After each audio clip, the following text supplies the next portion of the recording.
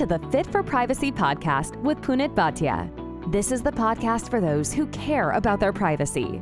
Here, your host, Punit has conversations with industry leaders about their perspectives, ideas, and opinions relating to privacy, data protection, and related matters. Be aware that the views and opinions expressed in this podcast are not legal advice. Let us get started.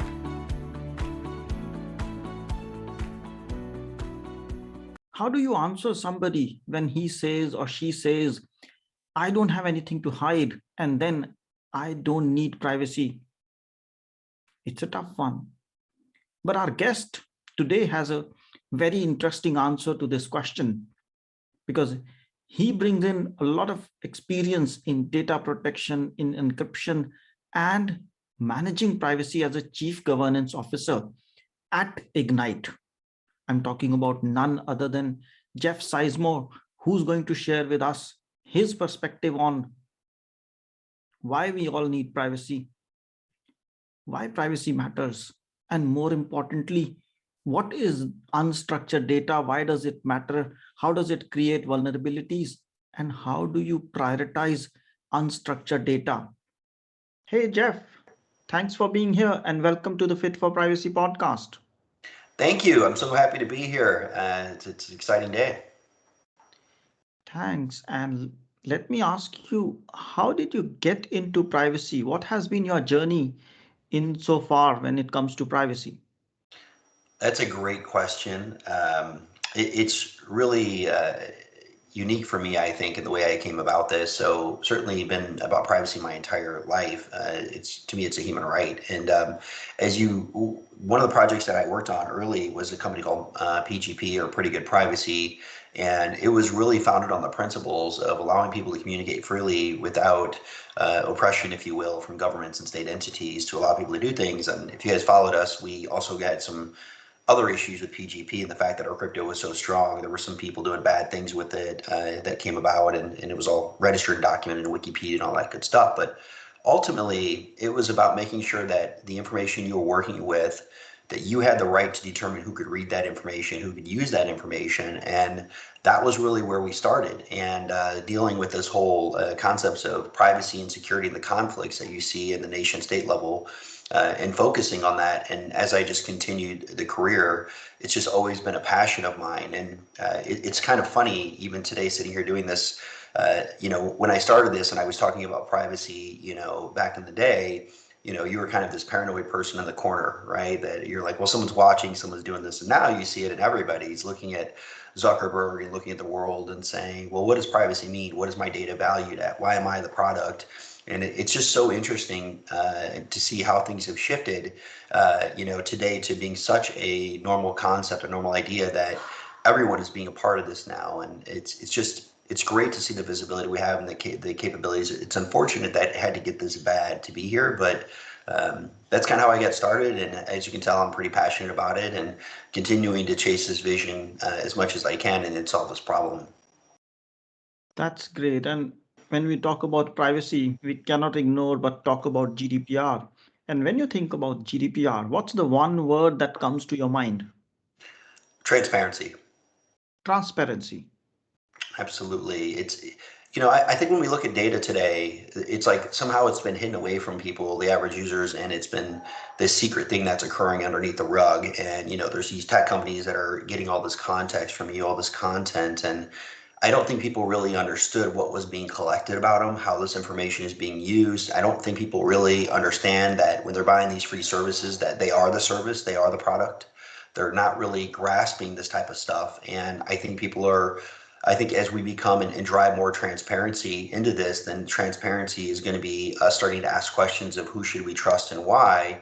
And it's going to start making a real impact on the type of services that we use and the type of folks that we want to work with and the type of data that we want them to have access to. So for me, we needed to start with some transparency and some awareness of what is this data and why should you care. And I think that's what I love about GDPR is I think it's doing a great job of doing that. And now that we have it, it's starting to put some power back into the consumers and giving them some capabilities to start to understand who should they trust and how do they work with the data. I fully agree with you. But when we are with some of our friends, I'm sure you have those kind of friends, and I have certainly. There are people who are saying, I have nothing to hide. I'm a very transparent person. So privacy doesn't matter to me. And what do you answer to people like this? How do you convince them that privacy is relevant?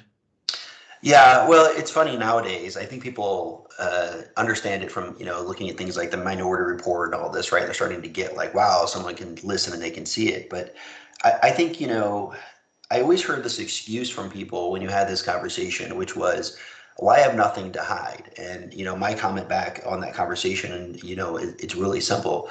Just because you have nothing to say doesn't mean you don't have a right to your freedom of speech. And just because you have nothing to hide doesn't mean you don't have a right to your privacy. And I don't think people understand that this should be a constitutional right. It's as we look and we all come and go in life and in the world, our data is going to be what's left about us. And that data is so important to tell our stories and the way that we are. And I think people are still, a lot of people don't have this transparency. They don't understand what the long-term impact of this data is. And I'm just glad that we are starting to see it. But I feel like it's just, for some reason, it's a right that people don't seem to want to protect as much as they should universally yet. Yeah, that's fair enough. I think when I encounter a question like this, I usually say, okay, let's start. I ask them a few questions like, what's your partner's name? What's your bank account name? And then at a certain point, they kind of stop, especially when I say, what's your bank account number? What's your password? And then I say, bingo, now you have this question which you don't want to answer. That means you want to protect that data. And that's privacy, because privacy is different for different people. You make a choice when and what you want to share with who. So you may be comfortable going up to question number 4 or 5 or 6, or somebody's at stopping at 3 when I ask partner's name. But that's essentially privacy. That is your right to choose what you want to share with who.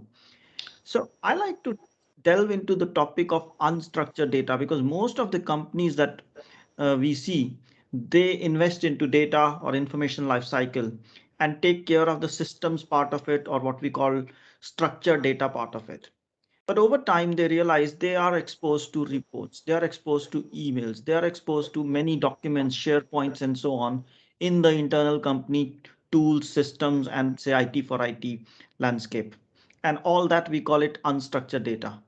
So, how does a company handle or manage unstructured data at the broadest level in your view? You know, this is going to be a bit of an open statement here, but, a lot of companies today are kind of turning a blind eye to this. They look at it as if you really look at it, you have so much data sitting in unstructured repositories, yet all of the money going towards this problem is going towards structured data. And the reason why is because the unstructured is harder to tame, harder to understand, requires better tooling, better mechanisms, and better visibility. And when you look at I think unstructured today, people are looking at this and saying, well, how do I just remove it from the scope? Because I can't solve it. It's a control I can't accomplish. So I'm going to remove it from the scope.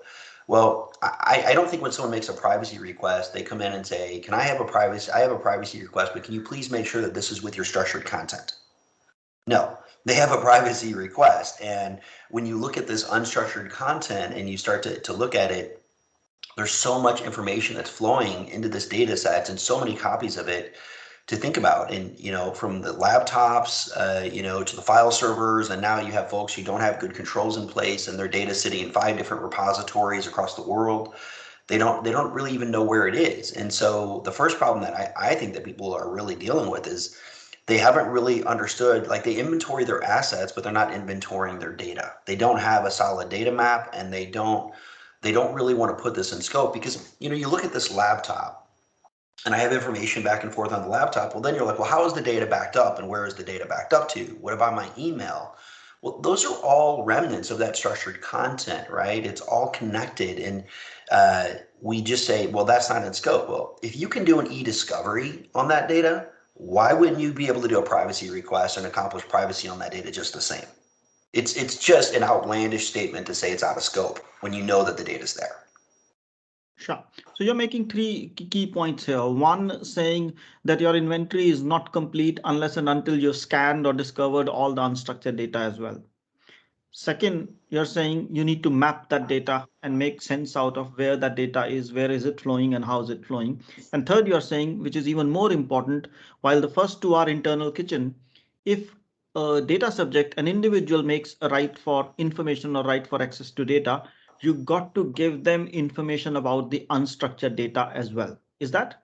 That's absolutely right. That's 100% accurate. And, that unstructured data has, so much more enrichment to it, right? Because often you're trying to understand a subject, or you're understanding from a marketing perspective. They're like, well, who are my people that live in this region that make this kind of money to do this kind of thing? Well, to correlate that, they're correlating that from multiple systems. And so sometimes that unstructured data in that CSV file can have much more impactful data than what you're even seeing in the structured, because you're dealing with multiple layers of connected structural content living in an unstructured data. So that data can be not only as powerful as what you see as unstructured data, but much more powerful, because as a national identifier without any context is just a number, a sequence. But when it's attached to a name, when it's attached to an address, when it's attached to race, age, sex, this is really, really sensitive data. And that is the way that this data is being correlated to drive better targeting, better ads, better marketing. Yeah. So if we look at unstructured data, I think it also creates a lot of vulnerability, and it also puts you out of compliance, because you may have done the best in terms of compliance for your structured part, for your IT systems. But if you've not handled the unstructured data, it creates vulnerability for data breaches, and it also creates a vulnerability in terms of being able to demonstrate compliance. So what's your view on that? How does unstructured data, which is anyhow hard to detect, leaves organization vulnerable to breaches as well as compliance? It's huge. It absolutely is. And the way we allow this data to travel, and the controls that we put on here are so much more minimalistic today in the approaches. You know, you have people, and especially right now in this like work from home environment, you have people working on these laptops, you have this data floating around. And if you don't have good controls on these endpoints, on the things that are controlling this data, if you don't know where this information is, it's just it's mind-boggling to me that you feel that you're properly fulfilling this request. And so that not only, so if you look at the breaches and the things that are occurring, there's definitely a lot. You look at structured content, there's more of that. But ultimately, it's, hey, I downloaded a terabyte of data, and I have a terabyte. Well, how many records are in that? What's occurring? Where did you download it from? It's going to be a lot harder to get that data out of a structured database than it's going to be for me to get it on, Johnny, who's connecting on the Starbucks Wi-Fi. And that's where the data is living, and that's the vulnerable point, is the humans. And so that unstructured data is much more human readable, human modifiable, and the humans fundamentally are kind of the problem here, right? That have this access to this data and they're managing it. So the human connection to that, to me, is the biggest problem we have, and the controls that we allow that human, and the way we look at that data on those endpoints and the way those humans interact. That makes sense. So how would you detect, where can organizations look at to potentially detect this hidden data, if I may call it hidden or unstructured data? Which tools can they use? Can they use automated processes? Are there solutions available in that context? Yeah, actually, there absolutely are. I'm the chief governance officer for Egnyte. We do that today for folks today on unstructured content, on laptops, file servers, emails. It's all covered in there today. So the tools are absolutely there to detect, but you have to put some basic levels of controls in place. Like you have to put, what is a sanctioned repository? What data sets do you expect to see there? Who owns this repository? And to your point earlier, it starts with creating a data map, and that data map isn't a convenient data map. It's a data map of all of your information, period. And you can't exclude things like backups or these non-sanctioned repositories for a special project, which happens often. So I think we all look at this and say, well, I need one central view and one central area for all my data. That's not going to happen in the world. I wish it would, and we would love that. But what's going to happen is I need one central view of my data for the world, and I need to be able to do this. And a lot of people need to make these investments into the singular view of the data, so they can make this stuff happen. But to get to that singular view of the data, there's the integrations, there is the basic posture security of these endpoints. There's the, the things like classification across this data on a singular tool to do this, right? Because even if I make a privacy request in one tool versus the other, am I getting consistent results? Am I seeing the right things? How is this data coming together? But once you get this centralized view of this data, then it's so easy to start to govern this and understand what's happening with this information. But today, we make excuses. We do things like limit this view and say, well, this is in Microsoft and this is in Apple and this is in Google. How do I connect it? How do I see it? You got to make the investment. You got to know that's where your data is if you're going to approve it. Know what data sets that you allow in there, and get this repository and verify what's happening and where it is. And you can't listen to someone say, I don't keep sensitive data in Google. Really? I'm not sure about that. Yeah, I agree with you. You cannot be sure of which structured data is where, and that's where the challenge is. And then detecting it, of course, is the challenge. But how does Egnyte, or what role does Egnyte play, your company, in context of unstructured data? Yeah, so today we certainly provide all of the views of unstructured, the classification, the privacy data, subject access request across the repositories that we see. So this could be Microsoft, Google, users' laptops, file servers. We see all of it, and we bring it all together for you from that request. Now, when you get into unstructured data, though, and we pull it all in, that's easy to do for a request or a right to know, if you will. But when you start to get into deletion, it gets really interesting, right? Because now you end up in a fin services account. They have financial services data that needs to be retained versus privacy. So how do you start to work through that? Or you have multiple subjects in a spreadsheet, and so ultimately you're not going to delete these spreadsheets. Then you start to get into some of the more interesting problems, but ultimately, you got to start with this visibility of where this is and how you want to approach this, and make sure that you have standard repositories in place. And Egnyte scans this all the time, continuously doing this, continually finding this data as needed for our customers. And we're doing a lot today to connect into the structured world. We work with a company called Trio. I think you know Dan over there, the president. Yeah, I know Dan. Yeah, Dan's great. So we do a lot with them to help with solving this problem from structured to unstructured, because when you look at like this flow, right? Like grabbing this for all these repositories is fantastic, but really a lot of people don't connect to the fact that they go to some website, they give them their email address that goes through some, that's going into a database that's being extracted to a CSV, moved around, and now it's on people's laptops who are manipulating the data. I don't think people really think about, that information and how it connects, but it's not enough, I think, for Egnyte to give you that view of unstructured data. We had to work with Dan and the team so that we could bring all of this under one umbrella, because again, people don't come in and say, I want a privacy request for my unstructured data. They don't come in and say, I want a privacy request for my email. They don't say, I want a privacy request for my structured content. They say, what do you know about me and your data? Exactly.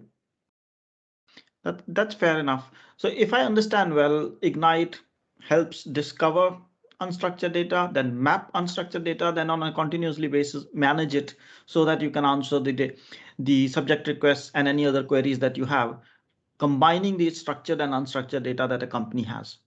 Yeah, that's right. And we also, when we understand it, we can see it, then we can also do, more of, data access governance in there, right? Like, where is this data? Who has access to it and why? Where should it be? Because you're going to have some of this information, right? Like, let's say you have a job candidate who comes in for a new offer, right? You have to really start to understand how you govern this data. So you put rules in place to not only discover it, but to manage that life cycle, to say, look, if this privacy data isn't associated to an active process that benefits that person, why do we have it? And that's the biggest thing I think I preach to our customers today, which is data has two states, value and a risk. And if you have someone's PII and it's not providing a service for them, you really have to stop thinking about DLP and protection here, and you really have to start thinking about, why do you have it?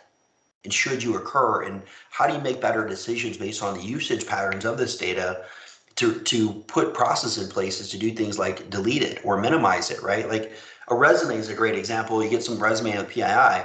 Why do you need a resume in your environment for 4 years? Are you going to apply? Are you going to hire them 3.5 years later based on the same resume? No. So why aren't you putting policies in place at the beginning of this information? You look like an HR group, right? They have like 6 areas of core data, right? Performance data, hiring, firing, a couple of key sets of data, not to sound negative towards HR, but they do have some sensitive data. But you have to look at those at the beginning and say, what are the documents that you have around privacy and how is it being managed and where does it sit? Who should have access to it? There's much more than just fulfilling the request. It's about, are you handling this data in a responsible way? They are entrusting you to do this. So it's much more than fulfilling the compliance request. Compliance is the minimal measurement of security, right? I mean, fundamentally. So the real part is, are you securing this information, this private information of these folks the right way? And can you prove it? And can you do what they need to do because it's their data? And that's the transparency and that's the trust. So we do a lot further than just, the data governance and the privacy side of finding and identifying and fulfilling the requests. We also want to make sure that customers don't have this data unless they need it, that it's being secured properly, that the right people have access to it. And we want to make this part of their workflows so that it's happening as the way that they work every day. Makes sense. So while we discussed the unstructured data in detail, let me move on and talk about some choice questions wherein we need to make choices. I mean, you need to make some choices and I'll ask you, I'll give you some options. So if you are, let's say, a chief privacy officer in a company and you're setting up a privacy strategy, and you got to make a choice between doing the unstructured data or structured data, or maybe both together, what would you start to do? Would you start with structured data? Would you start with unstructured data? Or would you start both together? Because if you start both, then of course it's a lot of work for your teams as well. What would you do? Well, for me, the first one, I think, from folks, I think the easy button here is structured, right? It's a database call. It's much simpler to understand. So I think that's absolutely where people start. So I think there's that view of that, and it's a lot simpler, right? You're not trying to control access. You're not trying to do other things. It's very easy. I think that's where a lot of people are. But the problem is the real vulnerability and the risk of data loss and the biggest list aren't coming from this database. It's coming from letting your users grab this data, moving it around and doing this. So if you really look at it, like which way is easier to fulfill the request? Yeah, structured is. Which way is the right one to do to protect the data for those folks? It's unstructured. That's where it's going to live. And so you really need to step back and say, what are our priorities here? Is it to fulfill this request or is it to prevent a breach? And where do I really think about this? And that's the difference here is, unstructured data has a large impact and there's a lot more of it. And it's a lot harder to tame. And that's why really you need to get ahead of this a little bit earlier because, you could turn something on for structured data on a Monday and you're scanning and you understand it by a Friday, you've got it. But when you get to unstructured data and you're hitting, 4 petabytes of data across the world, you might want to get started on that one sooner. So I always, the structured appears like the simple one and it feels like the way that you can maintain this compliance. But if you really care about this problem, you need to start with unstructured data first. So you'll start with unstructured data and then handle structured data later. I would because of because of the amount of data that's floating around. It's so much more. It takes so much longer to get through, to churn through. And there's going to be so much gathering you have to do to pull this in. That's a little bit easier than calling out an application owner. You're trying to understand where are my exit points of data? Where are my egress points? What repositories, what sources do we own? Where is the data posted? So it's much more of data mapping, I think, that we would think about, and we have to identify, once we map, we have to identify and scan and do that. But hitting, petabytes of data across the world in somebody else's data center via, a SaaS product, that's going to take some time. Sure, makes sense. I'm not surprised that answer comes from you. So now, in terms of automation, if you have to choose a tool to manage your privacy and finding a tool to discover unstructured data, which tool would you buy first? Yeah, that's a tough one. I mean, again, it's the same thing, and it's funny, it goes back to the whole thing of privacy and security, right? And really that motion. For me, it would be, it's a tricky one. It really is. It depends on the situation I think that you're in and how you got there. If you're starting this project out and you're starting at the beginning, again, I would go after the unstructured first, and that's where I would work. Okay. Yeah, as I said, there's no right or wrong answer. It's just a choice that you would make in the situation, and you already qualified. It depends on the situation you're in. But now moving away completely from privacy. So if you had a choice between time health, and wisdom, and you could choose one of them, which one would you choose? Health for sure. Yeah, Health. absolutely. That's interesting. Yeah. And you have a reason, rational for that? Well, I think if you're not healthy, then, if you're not healthy and you're in a bad place, I mean, how much time do you need to be in that world, in Yeah. a healthy place? If you're not enjoying it, if it's a really hard thing to do, it's a suffering. I generally, generally we always say time because you can't recover, you can't get it back. But to me, how you're living life at that moment is pretty important as well. Makes sense. Great question. Thank you so much. And I think now it's time to ask, what's your one final message to people who are listening? So when I say people who are listening, they're those who care for privacy, either privacy professionals or business people who are interested in protecting privacy for individuals or customers. What would be your one final message for them? It's trust tomorrow is so much more important than system usage, and the way that we perceive ourselves today from a branding perspective. I'll give you an example. This case, I'm sure, the Target case with the underage girl. Everybody knows the issue right there. I won't step foot in a Target over that.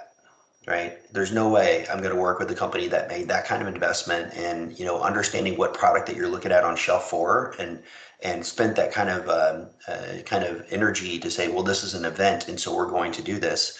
A lot of this data that people are using to think about this, they need to be really thinking about the trust factor of their business and their organization and what people think about them in the future. And I think today we're all caught up in like, oh, I can use the data for AI, ML, make me a little bit more profitable. I can do this. But at some regards, you're going to look forward. You're going to say, well, I made a mistake and now no one trusts me. And I think as we continue to move forward, trust is going to be such a big thing of who you give your data to and how we ask questions and how we push forward. So I just think we're making as organizations today, it's easy to say, I'm going to make the investments in data science, but it's, and they look at this and say, well, how is data privacy affecting that? Or how does it break it? And I think we need to be looking at this and saying, data privacy is first, let's do data science, but I need to know how you're going to make sure that that data is excluded. That data is not part of this. We're not doing things like forecasting interactions and things that people are going to be doing in the future, and, modifying decision-making processes. So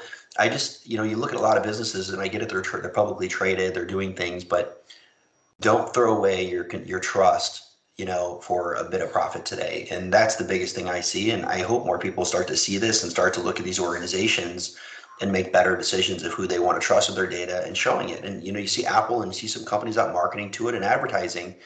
I look forward to seeing other people doing that. And those are the kind of companies I'm going to spend my money with. And I just continue to believe when I have conversations with executives that the data science is first, the data privacy is second, and that's wrong. Yeah. I think trust comes first, and more companies are realizing it. Previously, if you look at 3-4 years ago, there was a focus on privacy compliance. But if you look at today, there's more focus, more emphasis on trust, building a culture of privacy, creating trust with customers.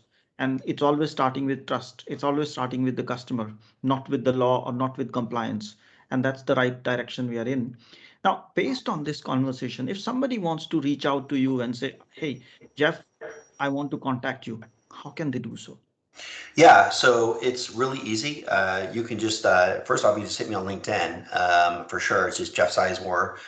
Or you can just reach me even at my Egnyte email address, right, which is super easy. So you can go to Egnyte, you can just ask questions there, help and say, I'd like to talk to Jeff. And I'm pretty accessible for all of these issues in the company. I'm usually on these. So those are probably the best ways to do that. And that is usually how things are routed to me. But the LinkedIn is a great way to do it if it's any other reason. But if it's a corporate reason, you're a customer, you're looking at that, then just ping us and let them know you'd like to have a chat with me about trust or privacy. And I love having these conversations with our customers, our prospects, and their boards globally. It's one of my favorite things to do is to continue to educate folks on why this is important and why they should care, whether they're a small company or a big company. You got to get a grip on this today and start thinking about it. So it's one of my favorite things to do. Sure. So people will certainly connect with you on LinkedIn. And for now, I would say thank you so much for your time, sharing your wisdom, sharing your ideas, and enriching us with your thoughts on unstructured data. Yeah, thank you. Great questions today and great conversation, and really excited to spend the time with you. Thank you, Jeff. Have a great time. All right, thank you. Fit4Privacy helps you to create a culture of privacy and manage risks by creating, defining, and implementing a privacy strategy that includes delivering scenario-based training for your staff. We also help those who are looking to get certified in CIPPE, CIPM, and CIPT through on-demand courses that help you prepare and practice for certification exam. Want to know more? Visit www.fit4privacy.com. That's www.FIT4privacy.com. Thanks for listening. If you liked the show, feel free to share it with a friend and write a review. If you have already done so, thank you so much. And if you did not like the show, don't bother and forget about it. Take care and stay safe. Until next time, goodbye. If you have questions or suggestions, feel free to drop an email at hello@fit4privacy.com. That's hello@FIT4privacy.com.